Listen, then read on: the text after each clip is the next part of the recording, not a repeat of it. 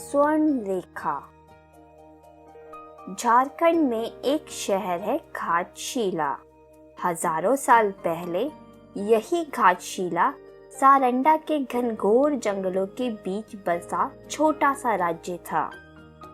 प्राकृतिक सौंदर्य से भरपूर जितना खूबसूरत यह राज्य था, उतनी ही सुंदर यहाँ की राजकुमारी थी स्वर्णा।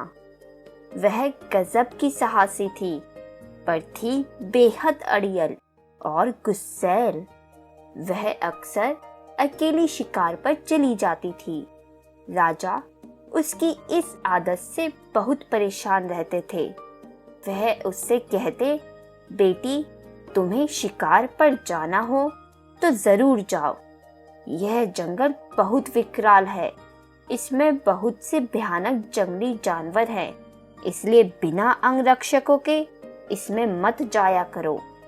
पर राजकुमारी पिता की बात को हंसी में टाल देती थी। एक दिन राजकुमारी बिना किसी को बताए जंगल में शिकार पर निकल गई। जंगल का कोई भी मार्ग उससे अपरिचित नहीं था, लेकिन उस दिन राजकुमारी का घोड़ा बीमार था और वह एक नए घोड़े पर सवार होकर गई थी। अचानक तेज तूफान आया। बारिश की बूंदें जब पत्तों पर पड़ती तो अजीब सा डरावना शोर होता। राजकुमारी के लिए यह सब नया नहीं था, पर एकाएक घोड़े ने आगे बढ़ने से इनकार कर दिया। राजकुमारी ने उसे कई बार ऐड लगाई, पर वह हिनहिनाकर अपने दोनों पैरों पर खड़ा हो जाता और आगे ना बढ़ता। घोड़े को अड़ा हुआ देखकर राजकुमारी को गुस्सा आ गया।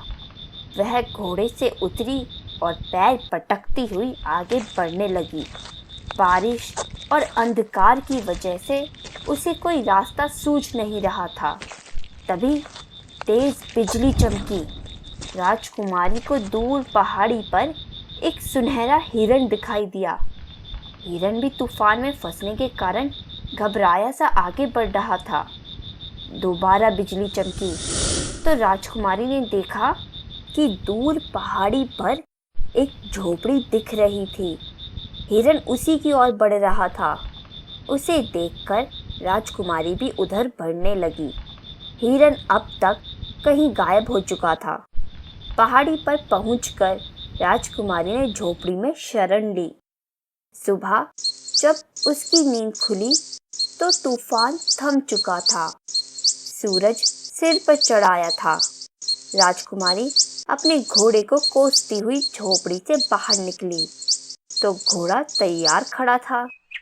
उसे देखते ही राजकुमारी का गुस्सा 7वें आसमान पर चढ़ गया।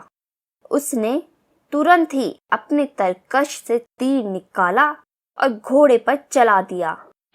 तब तक राजा भी राजकुमारी को ढूंढते हुए वहां आ गए। उन्होंने घोड़े को दम तोड़ते हुए देखा तो पूछा, यह तुमने क्या किया सोना? राजकुमारी बोली, इस बार मैंने अपने ही घोड़े का शिकार कर लिया।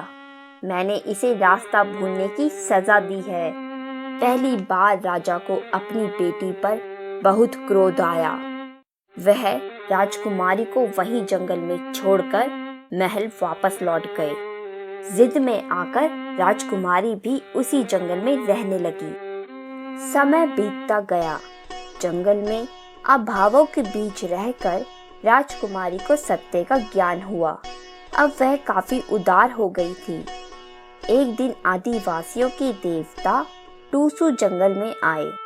राजकुमारी ने उन्हें अपनी पूरी कहानी सुनाई। सुनकर टूसू देवता हंस दिए।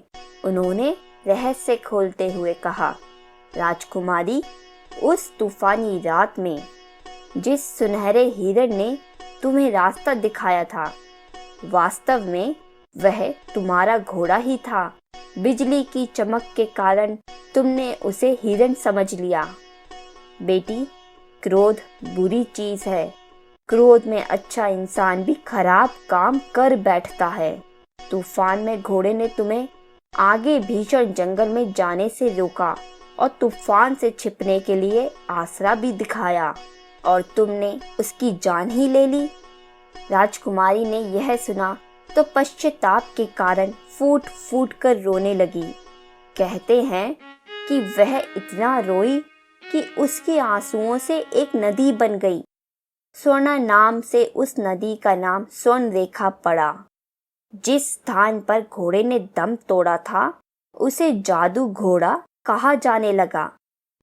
यही जादू घोड़ा आजकल झारखंड का छोटा सा शहर जादूगोड़ा है।